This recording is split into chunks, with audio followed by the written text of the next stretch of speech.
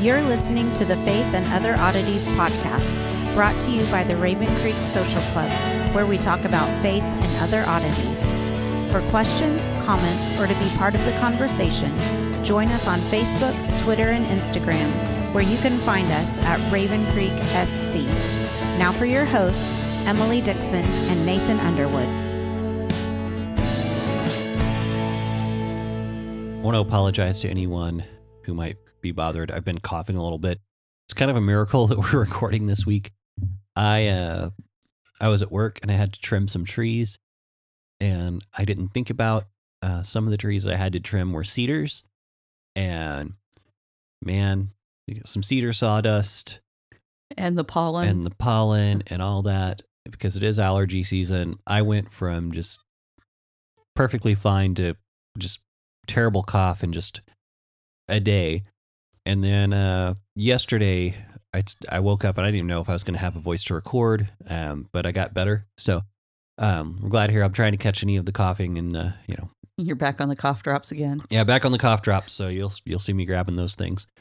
Well, I was at Mom's a couple of days ago, and she's got pine trees in her front yard. Mm-hmm. And I looked up in time just to see the wind blow through the pine trees, and like this cloud of yellow comes out of them.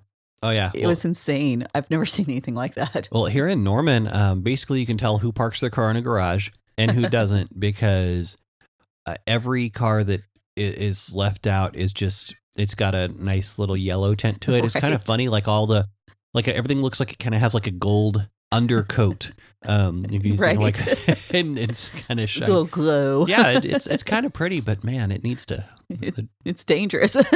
Yeah, we need to slow down on some of that pollen. So that's why if last episode, this episode, if you've seen me coughing, I apologize. We'll try to catch a lot of that. We live in Oklahoma. It's always allergy season. That time of year. So anyway, last episode, we wound up with Joseph getting hauled off to prison, right? Yeah. After the world's oldest documented sexual harassment case. Right. And it was the woman aggressor there. And very interesting as far as the situations that it brings up. And one of the things that I find to be very interesting about that point in particular is it really comes down to a question of identity.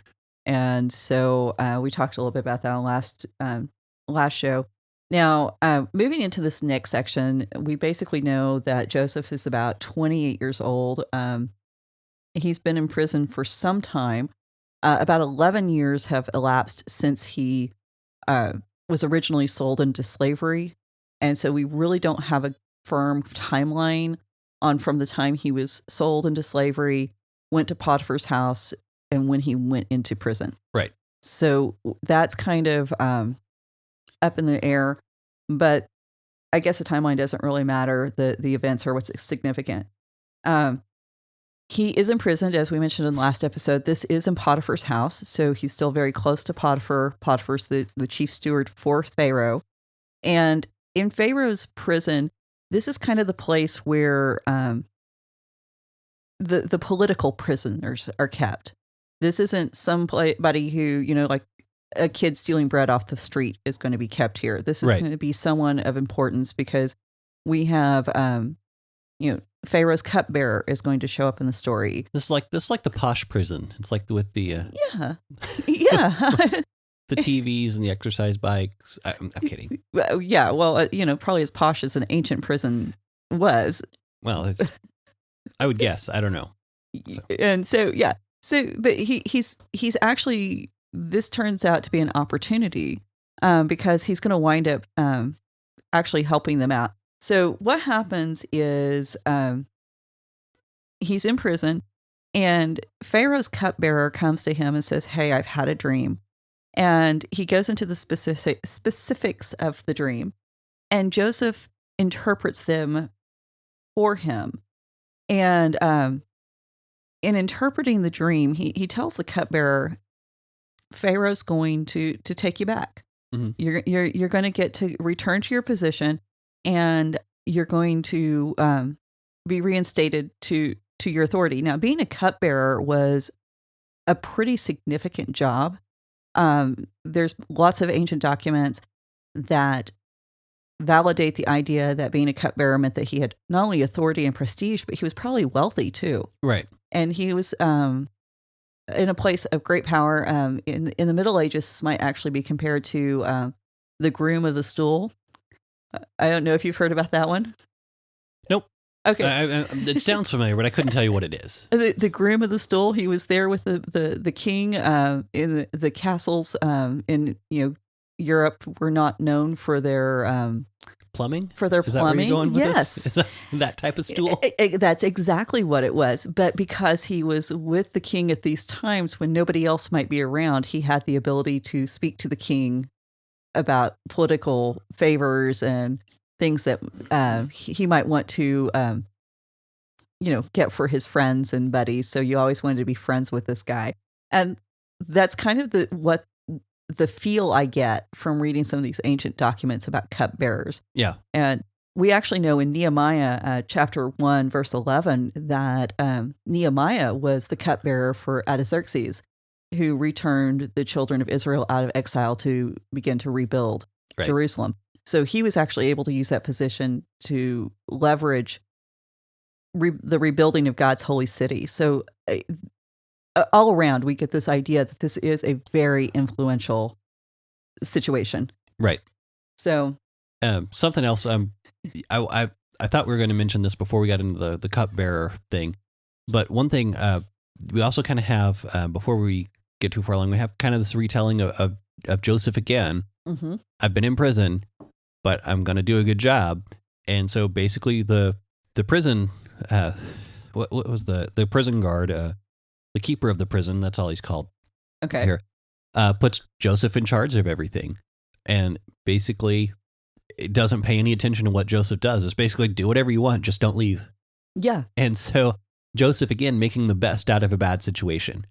And so I think that kind of idea is kind of cool, where we see that retold again. Yeah. And we see that kind of idea echoed in Paul, where he talks about, I can live in richness, I can live in poverty. And then he follows that up with, I can do all things through Christ who strengthens me, which he is actually talking about living situation and not, lifting boulders necessarily, or being a great athlete. So, what? That's not superpowers automatically guaranteed by Scripture? No, it makes you see the best quarterback. Oh, right. Okay. Is that?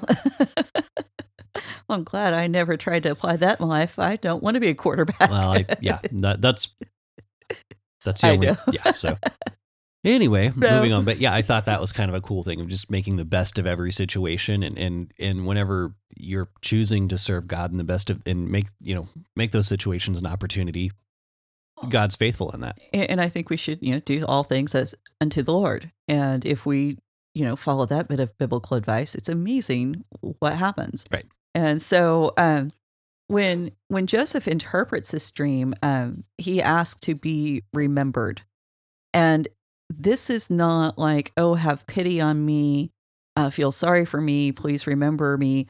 This was actually in the terminology of a professional diviner or dream interpreter saying, hey, this is the cost of my services. Mm-hmm. So it was very appropriate that he would do this, because there were professionals in Egypt that did this. As a matter of fact, we have papyrus scrolls, once again, that attest to the idea that this was a profession. Right. And we actually, there's one that has just list of what we would consider a dream interpretation book. Right. And so this was a very prestigious profession for Joseph. You will notice that we have a play on the numbers in this with the cupbearer, that the 3 is just over and over again. You pointed out it's 3 days until Pharaoh's birthday. Mm-hmm. In 3 branches are 3 days, and 3 days Pharaoh will pardon you and restore you to a post. And 3 is mentioned 6 times overall. Yeah. And so there's some significance in that. If you study any gematria, which is the study of meaning of the numbers in the Bible, 3, of course, is, I think most Christians immediately think of Christ being in the grave 3 days. Jonah being in the belly of the whale 3 days. 3 is almost always the number of accomplishment. Right. So this is going to be accomplished. And then the next thing that happens is the baker shows up. Now, I think we kind of downplay the role of a baker because bread's such a staple. It doesn't really seem like it's like we could have a million other people step up and do this job. Right. I want to know what all he was baking. Well, we know that he was baking no less than 57 varieties of bread and 38 different types of cakes, according to Egyptian scripts of what was served in the royal houses. Now, okay. So he had quite the array of recipes there. I would imagine. Yeah, I'm just curious. I'm like, what do you do? I guess it would be some brick oven stuff. Mm-hmm.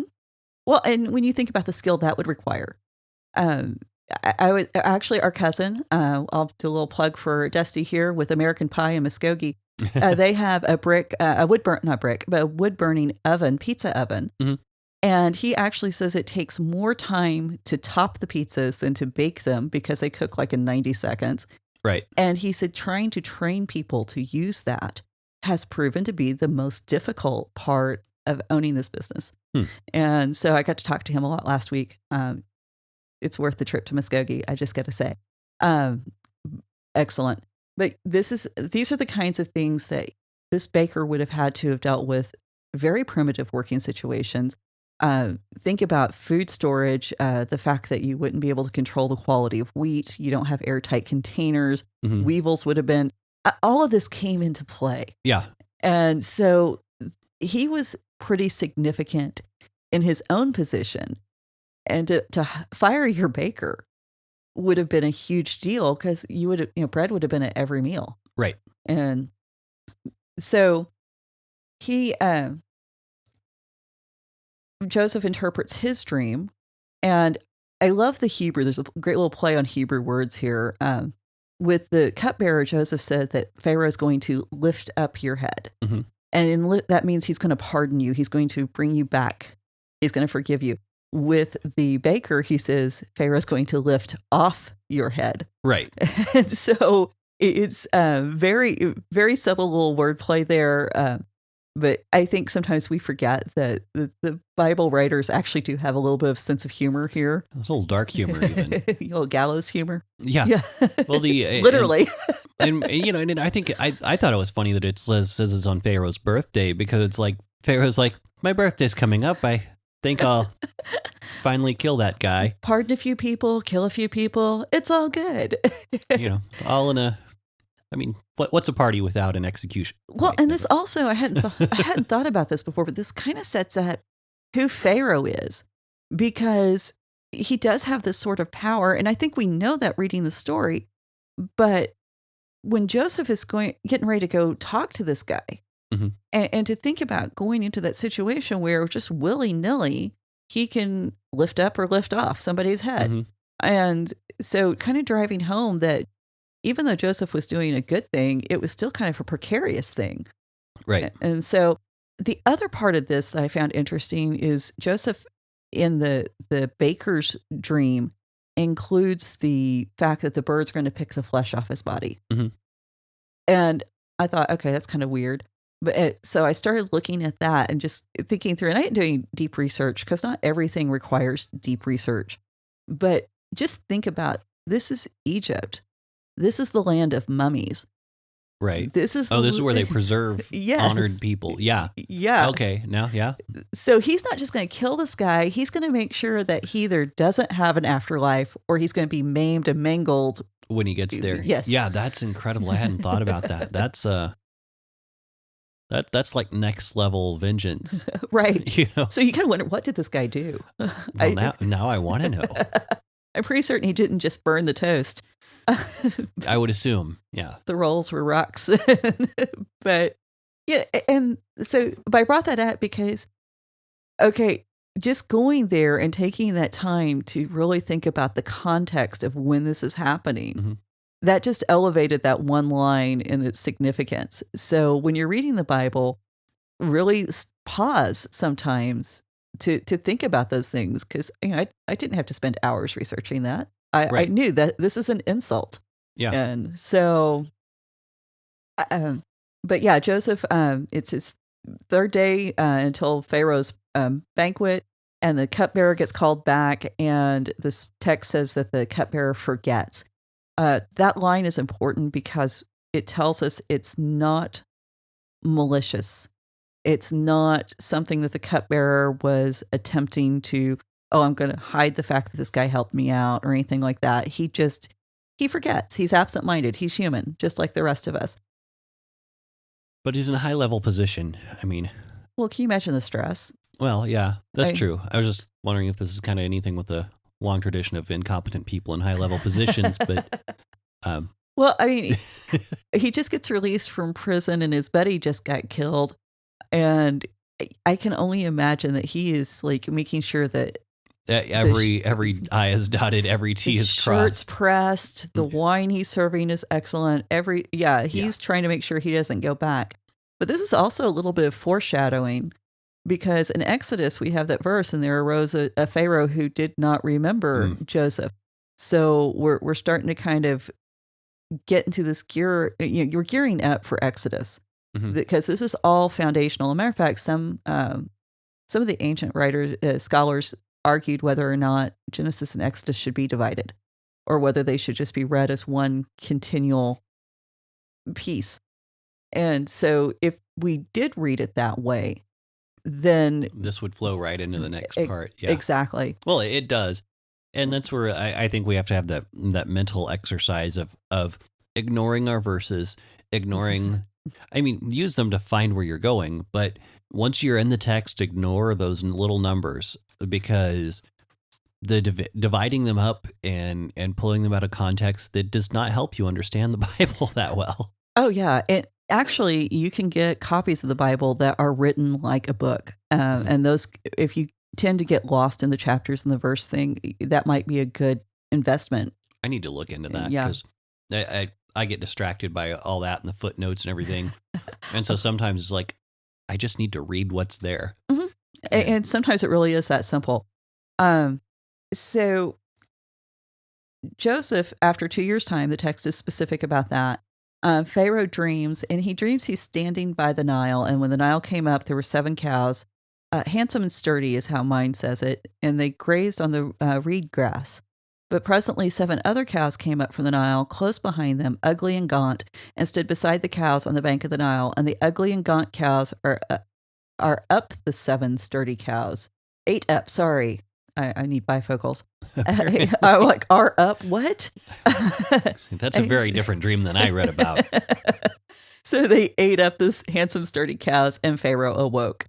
And then he fell asleep. He dreamed a second time, 7 ears of grain, solid and healthy, grown a single stalk, but close behind them spread 7 ears, thin and scorched by the east wind. And the thin ears swallowed up the 7 solid full ears, and Pharaoh awoke. It was a dream. So that's the basic dream. And Joseph is going to be called in. The cupbearer is going to remember him. But before the cupbearer remembers him, Pharaoh sends for the magicians of Egypt. And I thought this was really interesting, because I looked up that word magicians there. Is it the same one we use for magi? No, it's not. It actually means engraver or writer. And I wish I would have had this for my thesis, because an engraver or writer is considered to have magical powers. Also closely associated with this is the prophecy. And of course, dream interpretation is part of this, obviously. And so now we're starting to get into some of this magical abilities and themes running through the text. And they've kind of been low key in Joseph's story up to this point, but they're going to begin to take on some significance, and even through the encounters with the brothers.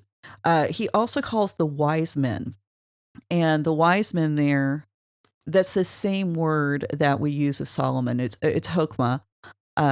Solomon was wise. And also in ancient Second Temple lit, what we wind up is a lot of magical abilities attributed to Solomon. Yeah. And, excuse me, It's the same word used for Bezalel and Exodus 30, 31 and 35. It says that he was wise, and there's this idea in ancient cultures that the ability to create was the same as it was a spiritual gifting. It wasn't just a trade. It wasn't some kind of craft. It's not a hobby. It's not a hobby. Yeah. And we have this even today that art shapes our life, and art has the ability to really shape and influence all of our reality. And I think we see this with movies. We see this with TV, the design of the chairs we sit in.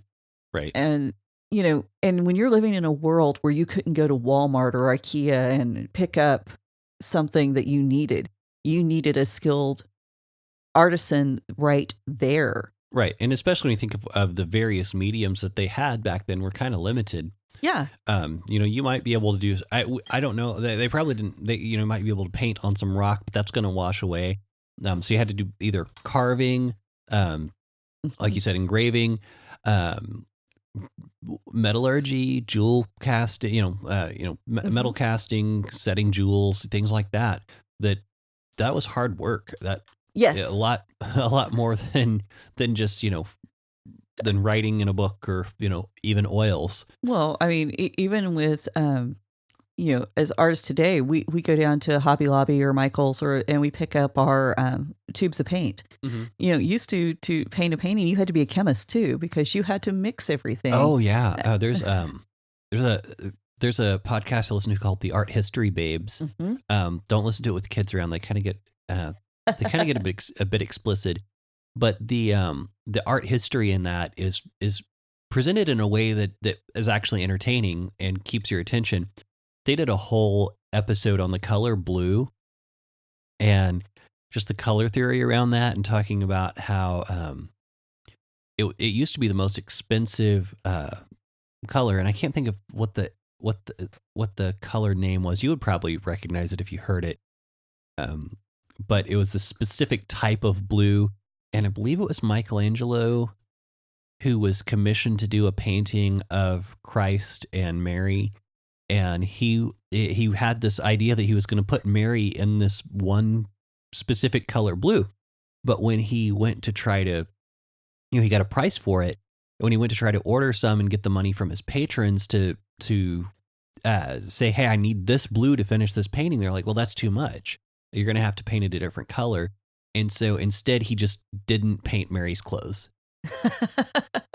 in the painting. So it remains unfinished because he was not going to ruin his painting by using an inferior color than this one particular blue he had in mind. So I thought that sounds so Michelangelo. That was pretty cool.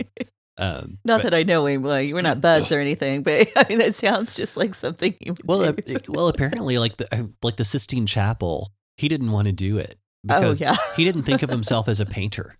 Right. He was a sculptor. And he did not like working in it because that's all fresco, isn't it? I believe so. And he did not like working in it.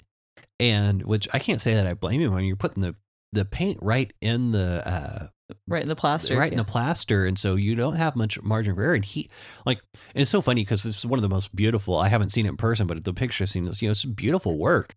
But he didn't consider himself a painter and hated doing it. And so he was constantly walking off the job, and then the papal police or guards would go track him down and be like, no, you're getting paid to do this job. Come do this job. But they would go and find him at the local bar. Like, nope, get back to work.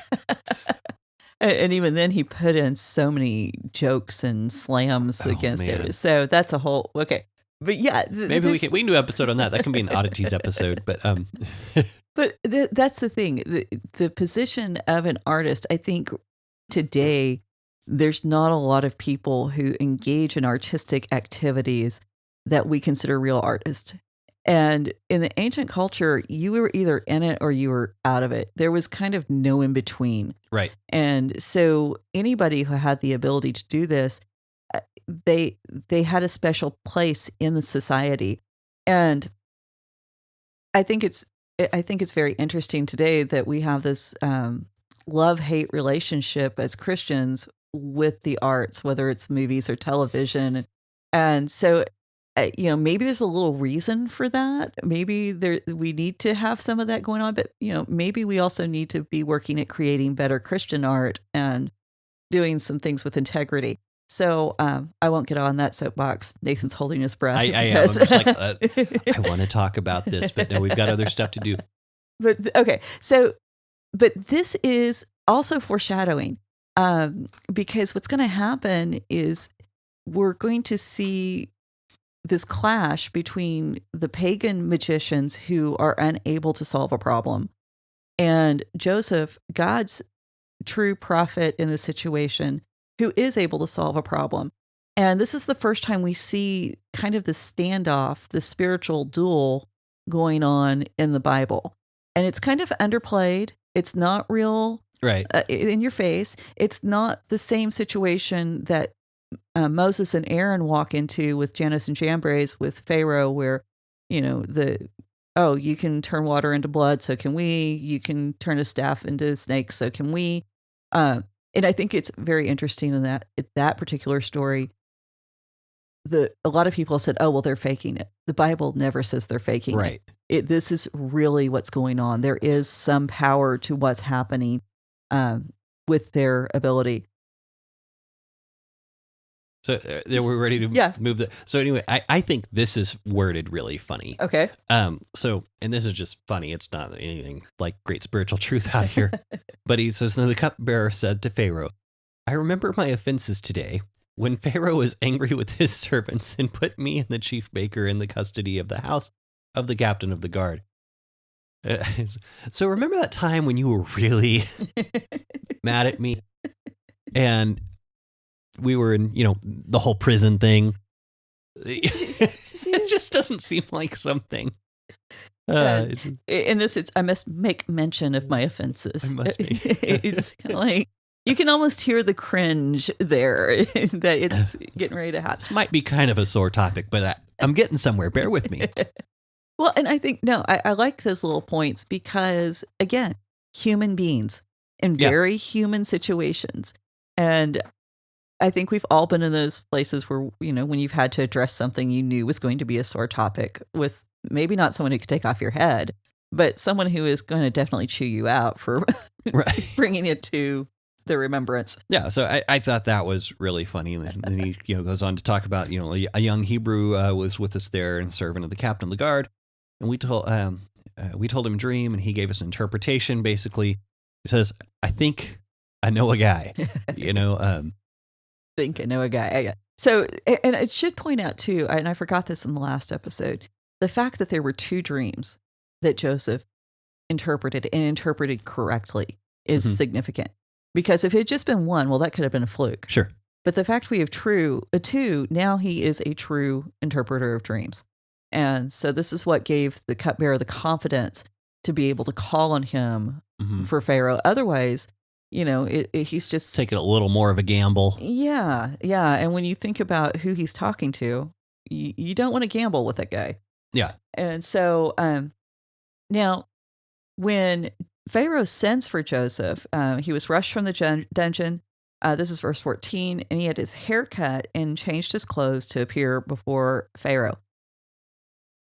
This is the second time that we're talking about clothing with Joseph. And this is the first mention of clothing in this chapter. There's going to be two. And this word here to shave, to cut his hair includes to shave. And what are Jews not supposed to do? Cut the forelocks. Exactly. And so this all starts to build in a very particular direction. It is good to see that Joseph is still maintaining his integrity because he says, not I, but the Lord will see to Pharaoh's welfare. All right. Or God will see to Pharaoh's welfare. So Joseph is being humble, uncharacteristically humble for Joseph. And he's willing to give credit where credit is due. Okay. And so probably formally, he's probably humble in the formal sense, like that. I'm supposed to Well, he's been in Egypt long enough by this point. He knows how to play the game. Right. And you really see that he is a politician. Mhm. And I think that really comes out in his interactions with his brothers later on, that he knows how to set a stage. He knows how to make the correct presentation. He knows the right language to use. Joseph is very good at adapting to his situation. Right. And that's why he went up in ranks. And I think what we forget when we read this passage, Joseph isn't just talking to a guy. He's not even just talking to a king. He's talking to a god. Right. In the perception of the people. Mhm. Like he's talking to embodied Horus. Yeah. And the really fun thing about this is now this god is going to have to release the control of his country to a slave. That's a huge reversal. Man, you want to talk about a really interesting image for the rest of Scripture. I mean, we would talk about Paul and saying, in the life to come, we're going to be judging angels. We're going to be co-ruling with Christ. And it's mind-blowing. It's mind-blowing. It's right there. I also think, and I don't know if there's any direct correlation, but there's also Jesus talks about the parable of the people of the wedding feast and people getting dressed in the right clothing. Kind of see that in the situation. So it's kind of a really weird. And you just blow right by it if you're not thinking about it. Well, and that's the problem. We get so familiar with this, we stop reading what's on the page. And we stop trying to put ourselves in that situation. And, and I think this is one point where movies and things do help us, because if we look at these movies of ancient Egypt, and even if, the great classic, The 10 Commandments, which is, I'm sure, playing somewhere this weekend because it's Easter weekend. Yeah. When we're recording, it's not Easter for you guys. Yeah, sorry. You guys missed out. Welcome from the past. Go ahead. We're time travelers. But to use that imagery, if you have to think about, be Charlton Heston for a moment. Think about standing in front of Pharaoh and saying these things and recognizing you as a god are not good enough to save your country.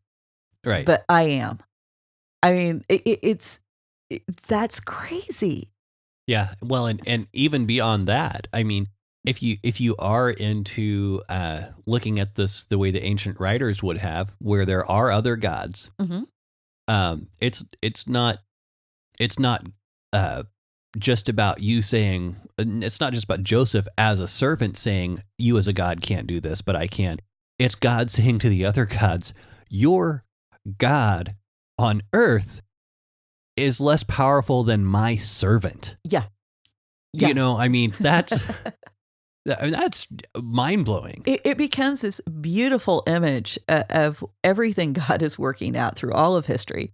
And maybe that's one of the reasons why we like this story so much without realizing. I think there's maybe some kind of subconscious connection that if Joseph can be the slave and so far down, and yet God can use him so powerfully, that's part of our hope. I mean, I would hope that we would want to be participants in God's plan. And I think most of us want to miss the time in prison and we want to go straight to being second in command.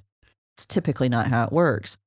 But I would hope that we would see ourselves, even in whatever situations we're in, that God can redeem that situation, redeem us, and bring us to a place where we have an impact on the world.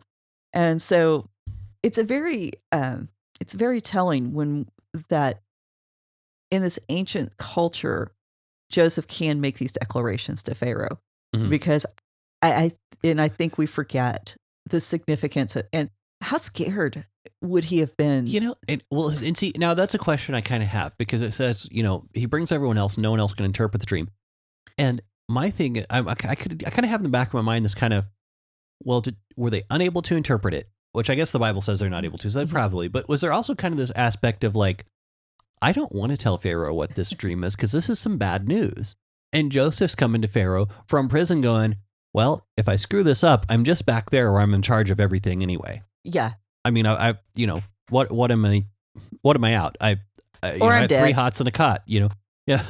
I believe it was George Fox in one of his books he wrote, he said, being a prophet should not weave survival too centrally into their plan. Right. And and I'm like, yeah. And of course, in that instant, he uses the example of Nathaniel going to David Mhm. and giving the whole story, and then telling him, look, what you just did with Bathsheba was wrong.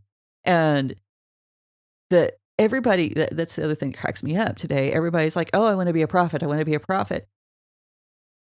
Prophets didn't, yes, they were valued and they were honored in some ways, but they were living on that knife edge of life and death constantly. Mhm.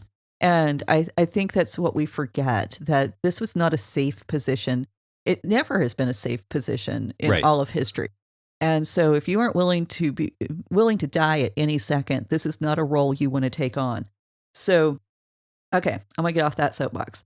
But Pharaoh, Joseph interprets the dream, and then not only does he interpret the dream, he says, hey, I have a plan. Exactly. Which I mean, yeah, that was the thing I was thinking about when you were talking about the other stuff. It's like, yeah, he not only does he know what's going to happen, he knows what to do about it. I mean, that's so he was sharp. I mean, well, and think about the fact he had been the manager at Potiphar's house, so he knew what it was like to have to set up storehouses, or not storehouses, but to have the stores in the house to be prepared for the next day or the next month or whatever. And this wasn't like, evidently the grain was able to be conserved and have a long shelf life, but a lot of the foods, they didn't have a long shelf life. So even on a day-to-day basis, if you want to have cucumbers or leeks, those things don't store well. And Right. so he was learning how to preserve and think ahead and all of that while he was in Potiphar's house. And so it was preparation. right. And I think we forget that everything in our story adds up to who we are today. And each little event along the way equips us for something in the future. And so this is on display with Joseph's life in a really good way. And so he gives the plan. And Pharaoh, I think this is an interesting statement. This is verse 38. And Pharaoh says to the courtiers, could we find another like him, a man in whom is the Spirit of God? Now, this is the first time in all of Scripture that we have a human being with the Spirit of God. And there is a great debate in Christian circles about whether the Holy Spirit came to earth before Christ's death, resurrection. I don't know why this is a debate. It is, though. And I mean, it seems pretty clear from the text, personally. That's, I don't, maybe I'm misunderstanding something about it, but I don't know. Go ahead. And maybe it's, I think sometimes, particularly where we ran in Southern Baptist circles, where the Holy Spirit was not emphasized. It was almost like the Holy Spirit was a lesser part of the Trinity that, oh yeah, he's there. He might show up. He showed up back at Pentecost. We really haven't seen too much of him around since. And so, that might be some of my bias coming with it. But the Holy Spirit is very active in the Old Testament. Yeah, and you see reference to the Holy Spirit and Spirit, or they didn't say Holy Spirit, but Spirit of God. But I think that's probably more of just a linguistics thing. Yeah, it really is. And the next time we see it is going to be in Exodus, where I spoke of Bezalel being the artist of the tabernacle. And God says, I have put my spirit in him. Yeah.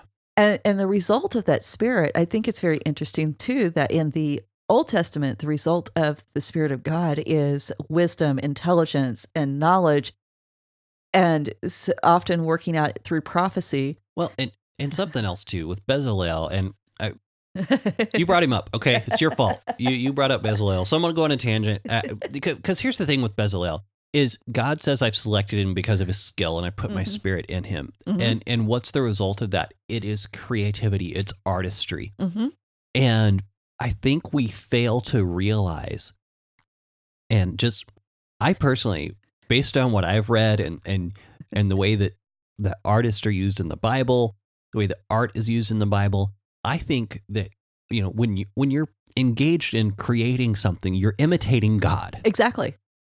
Why did God create the universe? Well, because. Why do we like pretty things? Well, because. We're made in the image of God. God made the universe. The universe is really cool. And so we like to make really cool and really pretty things that maybe don't have a purpose. What is the purpose of the universe? God likes it. Okay, that's it. And so it bothers me a lot of times when we try to overcomplicate it, for one. But whenever we're engaged in creative acts, for the sake of being engaged in creative acts, that's an act of worship because it's imitation of God. Right. And so we've got to realize that the artist is not just, it's not just, oh, that's a cute hobby. Mm-hmm. It's central to imitating God. Right. And I'm not saying you can't imitate God if you're not an artist, because God is infinite. He's multifaceted. Right. There's many different things that we can do to imitate God. But I think the not to overemphasize the role of the artist or the musician or anyone like the creative types, but whenever you are with, whenever there's a good artist or musician, they make something that stirs awe in the viewer, in the listener, in the person participating. So it does give us it invites you in to glimpse what it's like to imitate God in a different way.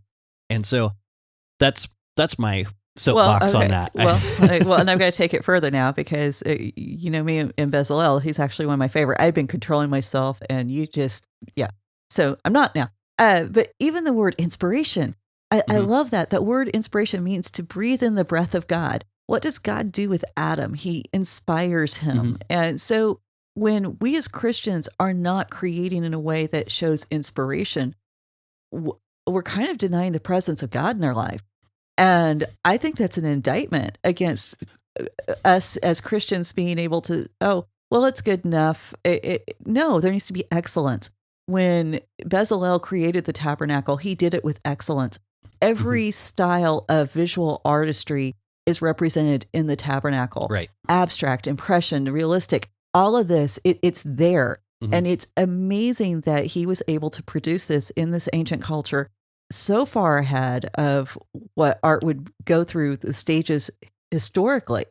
And I think we forget that this is, like you said, it is engaging in the imitation of God. It is being an image of God.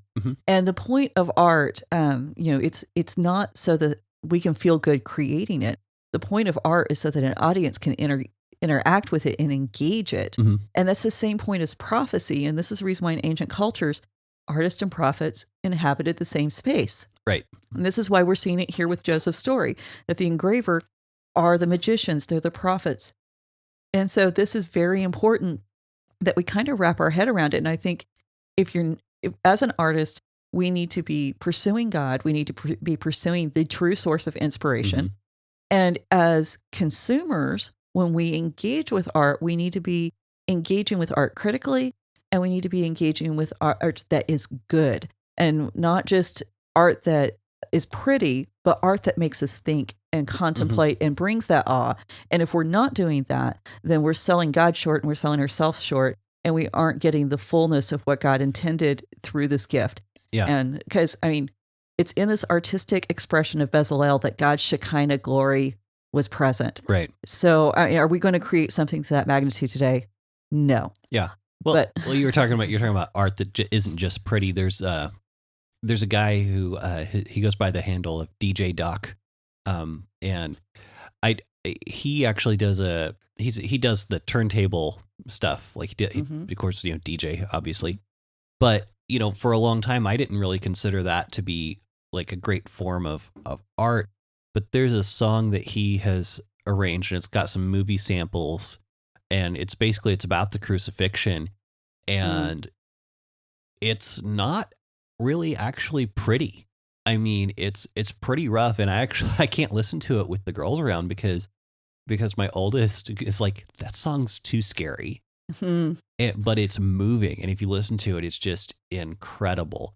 It's dark, and like I said, it's not what I would consider pretty, but it's moving. Well, the crucifixion wasn't pretty. Right. I think that's one of the things we as Christians forget, that some of the greatest truths and some of the most powerful events in history were not pretty, Hmm. but they were necessary. And to engage them, for us to think about the crucifixion as a historical event, there's almost this automatic wall that goes up, whether it's time, distance, not being able to witness it. Mhm. And we don't get to engage it on an emotional level. We don't really get to contemplate what it entailed, with aside from kind of this clinical dissection of it. Right. Art takes it out of that clinical place, and like with that, now you're engaging at that emotional level. Right. You're getting to think about, what did this mean for Jesus to go through this? And I think that's significant for us to be able to appreciate the magnitude of the sacrifice, and we still aren't getting there. Right. And so, if y'all guys can't tell, this is one of my Nathan's favorite topics. Yeah, I didn't expect to be going off on all these tangents, but so back to Joseph. Where was he? He was devising a plan, right? He was devising a plan. Pharaoh said, where else are we going to find somebody who has the Spirit of God? That's an amazing declaration right there, that Pharaoh would acknowledge that Joseph has the Spirit of God. Because now, in some ways, he's getting dangerously close to acknowledging that Joseph is at his level. Right. And that's because even if, at this point, if he wasn't considered to be if Pharaoh was not considered to be a biological descendant of the gods, he was at least embodying the spirit of the gods. So this is a huge confession on Pharaoh's part. So Pharaoh begins this process, and he changes Joseph's clothes again. He puts him in fine linen. The word fine there can also mean thin. It was a mark of wealth to have linen clothing that was so thin you could almost see through it. Right. And so he gives him this linen. So once again, we're changing Joseph's clothes. He gives Joseph a signet ring. And with the signet ring, he can actually act as Pharaoh. So Joseph's decrees and commands had the same weight and power that Pharaoh did. He gives Joseph a gold chain, and this again signifying his position and that he has this authority. What I find to be very interesting about this is all of these gifts, we actually have, it's part of a ceremony. And we actually have reliefs that are carved that show these ceremonies. So the Bible is attesting to known practices in Egypt at this time. And so we have some verification. Right. And that's actually led to a lot of interesting things with the Bible scholars, and because this is the first time in the Bible that we're interacting with a civilization that we can go and see the remains of it. We can go see their artwork, because before this, everything that's happening within the Bible is get shepherds and tents. Right. They don't leave much of a footprint on the ancient world. Nothing that's going to survive. Right. And, they aren't building buildings. Only thing they've really built are like the pillars to mark a sacred spot or a burial place. Sodom is one of the few cities that's mentioned. And even that's still in debate whether it's been found or not. Right. But with Egypt, we know where Egypt is, and we know where these cities are that the Bible's talking about. We have people who dig. We've got a friend who's gone to Egypt and done some digs. Right. And we need to have her on the show. We do need to have her on. Yeah. So, but this is both good and bad, because it's good in the fact that we can verify things that are happening in the Bible as accurate. So we can say that this would have been normal for a Pharaoh to give somebody a ring and fine clothing and a gold chain. And this would have been a part of accepting him into their government and acknowledging his position and making sure that everybody knew this. Yeah. So we can verify that. The problem is we have a lot of Christians who want to go, oh, well, this Egyptian story must refer to this person, or this Egyptian artifact must refer to this one. And so we as Christians wind up overplaying our hand and saying we've got way more proof that the Bible is accurate than we might actually have, and trying to prove to people that the Bible can be trusted, and we end up being liars. Right. And this is a problem. And we're going to talk about one of those here in a little bit. But that's because I don't want to stop there, because this is, we still have a couple of things that Pharaoh gave him. He also gave him a chariot. This is verse 43. Now, the JPS here he gave him the chariot of his second in command. What does the ESV have there? Which verse again? 43. 43. Says he made him ride in the second chariot. Okay. So they made him ride in his second chariot. Okay. And they called out before him, bow the knee. Okay. Because the Masoretic applies the second in command to Joseph. The Septuagint text applies the second to the chariot. And so the idea is still that Joseph's the second in command, but right. The idea that Joseph would have the second chariot in Egypt. It was the king's chariot. Yeah. And so this is like Air Force 2. Exactly. That's exactly where I was going. Because this is our first reference of chariots in the Bible, and they're not being used as war machines yet. These are still just a statement of status.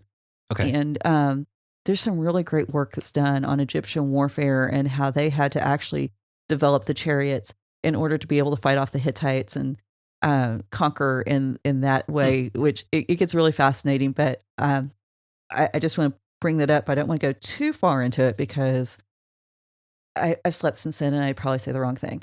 So, and we also know that this was very normal. Now, Pharaoh also gives not just a chariot. Pharaoh gives Joseph a name, and Zaphanath Paneah. And there's a lot of dispute, and I don't even want to try to speculate on the name on this, because there is, if it's an Egyptian name, it means 5 or 6 different things. If it's a Hebrew name, it needs 7 or 8 more. And they're really, when I come across that much dispute, what that tells me is nobody's got the right answer. Right. And so, but the point is that Pharaoh gave this name to Joseph. And then he gives Joseph for a wife Asenath, the daughter of Potiphera, priest of On. And we're going to find that every time that Asenath is mentioned... I'm sorry. Is there a priest of Off? There's this priest of On. I'm sorry. It was right there. It was like holding in a sneeze.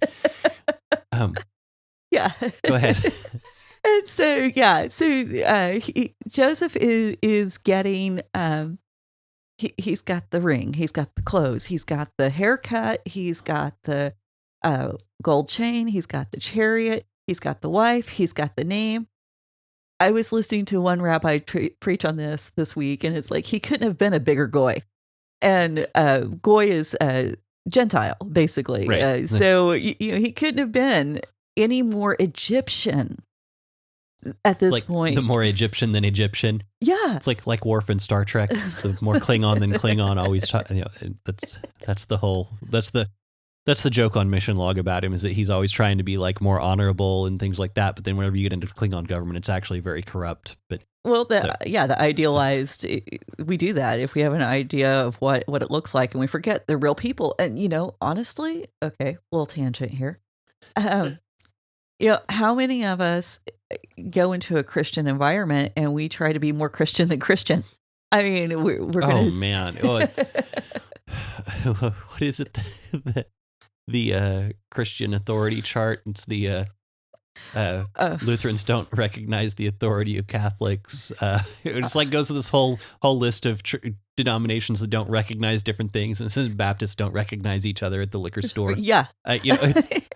Well, we start talking funny. We start wearing things we'd never wear. We do all these things instead of just being human. And I wonder if that contributes to us not being able to see Bible characters as human. Well, I think there is something to that. And doing that, though, really damages our ability to reach out to people. Because it's, I was at a meeting, that the speaker was talking about reaching out to people outside the church, and they said and a couple things he said that were great, and I think I may have mentioned one or two of them on the show, but one of them was that if you don't hang out with people from church outside of church, then you're not really friends. Was one of the things, and he said the other thing is, as you get to know people outside the church and you invite them to the church, into the building to be part of the group, and your behavior changes when you're around your Christian friends. So they notice that, and they'll notice that immediately, and they'll notice it before your Christian friends do. They'll notice it before you do, and they'll be like, I don't want to be part of this. So, take that for what you will. Either, are Christians too uptight, or do we need to be better in public? Which one is it? Well, yeah, and both. Just my humble opinion. More on that later, I guess. Yeah. So, but he's being assimilated into this Egyptian culture, and there's a reason why there's so much time in the scripture spent explaining all the things that Pharaoh is doing to bring Joseph. Kind of there's a subtlety to it, but it goes back to, remember Laban talking to Jacob, well, what do you need to stay? And Sure. You're a blessing here, and I'm a good guy, you're a good guy, we can all work together. And so there's this element of Laban and Pharaoh have a lot of the similar characteristics. Laban and Abimelech and Pharaoh all kind of share some of the same characteristics. And so Joseph was 30 years old when he enters the service of Pharaoh. And he traveled all the land of Egypt, and during the 7 years of plenty, he produced the 7 years of plenty, the land produced in abundance, and he gathered the grain of the 7 years of the land of Egypt, was enjoying, and stored it in grains in the cities. Sorry, I can't even read. Stored the grains in the cities and put it in the city, the grain of the fields around it. Okay, so Joseph collected and produced produce in very large quantity, like the sands of the sea. And we get this reference back to Abraham. Your descendants are going to be like the sands of the sea, until he ceased to measure it, and for it could not be measured. So Joseph's plan's working out pretty well. I do think it's really interesting they specifically reference the sands of the sea so often, when it's like you're in the desert. Why do you need other sands as your imagery? I guess sand by the sea is prettier. I don't know. That's a good point. Maybe our idea of what their desert looked like has been skewed. Maybe so. That's that National Geographic photo with the camels. That's actually the shadows. Anyway, go ahead. So Joseph, his plan's working out. And we have another mention of Asnath, daughter of Potiphar, priest of On. It's every time we talk about her, that's going to be the full description. Joseph named his firstborn Manasseh, meaning God has made me forget completely my hardships in my parental home. So Joseph, you're seeing that separation. He's moving away from his past with his brothers. Now, he's free now. Why isn't he going to look for his dad? He's dad's favorite kid. Even if he couldn't leave, he could send messengers. What the heck's going on, Joseph? Well, there's that, and you were also seeing an interesting reversal too, where when he was free, he was despised, and when he was a prisoner, he became beloved. Yeah, and so there's kind of an interesting reversal there. And you also, if I'm not gonna lie, if you and Ellen and Aaron had decided to sell me, I would not be coming home either.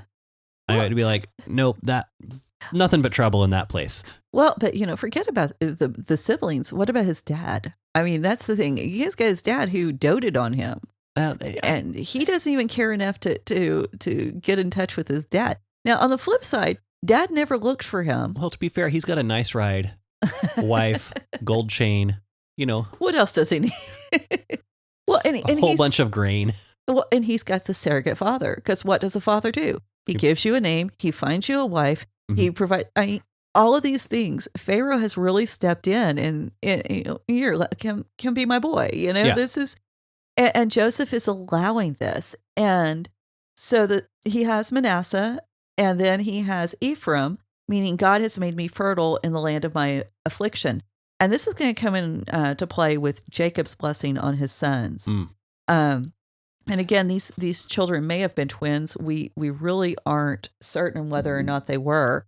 Is there any kind of parallel with that in the Psalms that, he sets a table for me in the presence of my enemies kind of idea?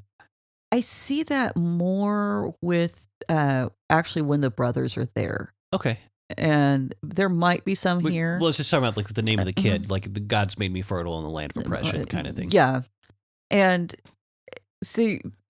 Or is that just foreshadowing into what's going to happen into Exodus? Man, well, all of this is foreshadowing. And you find that over and over again in the Bible that one person will kind of play out a portion of the story.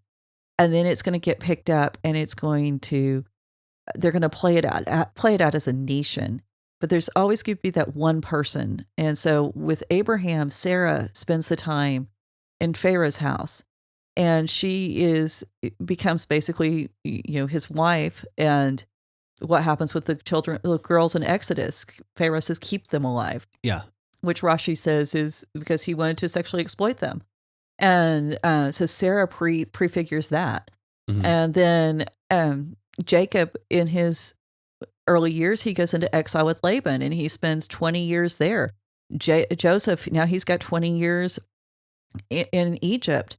But then the whole nation's going to wind up there.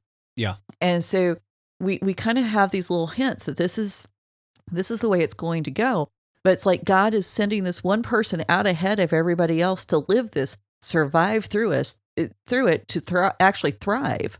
Then in doing so, they provide hope. And it goes all the way back to the dove on the ark. It does. I mean, it really keeps going. Well, and that's interesting because as we move through Joseph's story, we actually find that some of the language that Joseph's going to use about himself is the same language used of Noah. And because Noah saves the whole world. When you talk about all of humanity, if we take the reading literally, but at least all of known humanity for the writers of the Bible is on that ark. So Noah saves all of humanity. What's Joseph do? He's going to wind up saving all of humanity. And the Bible's very specific that those in the ancient world who survived, it was because of Joseph's planning. And this actually winds up being a problem later on. And so it's all of these retellings and building on each other. And I think what that teaches us is as we read through this today, we can see themes that apply to our life. And I really do believe every situation that we might encounter, even if the Bible doesn't specifically address it, the principles are there. Right. And it's because we have so many stories. And they're really, even though the specifics might differ, fundamentally, most human problems really boil down to some very simple issues. Right. And so we aren't as complex as we want to think, but we're more complex than what you might imagine. What we can realize. Yeah. Yeah. It's the paradox of being a human being. And so I love Joseph's story from this perspective and digging into it this way. And I find that because when we started going into Joseph, I'm like, I really don't want to study Joseph. I've heard the story so many times. And then I start digging into it and I keep finding things going. Well, and it's like we've said probably 100 times since we started this, is look at what the text actually says. Yeah. And whenever we get to doing that, it really just pops off of the page and becomes something that is more interesting than what we might have originally thought. Absolutely. So, well, I think that's a good spot to wrap up. We're coming up on around our target time. Yeah. So anyway, that being said, everyone, thank you so much for joining us. We are excited to be back in the studio. We're excited to be doing this, and we want to keep doing it. So in order to keep us running, be sure to hit up patreon.com/RavenCreekSC. If you just want to be part of the conversation, give us some feedback, give us some questions. That is also appreciated more than anyone can realize. Again, if we're kind of slow getting back to it, we're kind of a small staff here. You're looking at it. Yeah, if you're on YouTube, if not, you're hearing us. But you go to Raven Creek SC on any social media platform to get in touch with us. We will be there. And ravencreeksc.com if you want some show notes and or even some blog post. Blog post of Emily's. You can also find out how you can support us. Raven Creek, it has a link to our Patreon. Also, some PayPal stuff if you're not into multiple, recurring payments. And that'll get you into the paddle store. And that will get you into our group. Also, go check out the shop. We got some T-shirts. I've got the new shop relaunched. We got a couple of different designs. I realized it came to my attention that the Commentarians shirt just said Commentarians and didn't say that it was a podcast. So, and being that it's a made-up word, I figured we should be clear on what it's doing. Another made-up word from us. Imagine. So, anyway, that being said, thanks again for joining us. We'll be glad to see you, or not see you. You might see us next week. Thanks. Bye. Bye. You've been listening to the Faith and Other Oddities podcast, a Raven Creek Social Club production. Don't forget to follow us on Facebook, Twitter, and Instagram. If you like what you've heard, please write us a review on iTunes or consider supporting us on patreon.com/RavenCreekSC. As always, thank you for listening and don't forget to join us next week.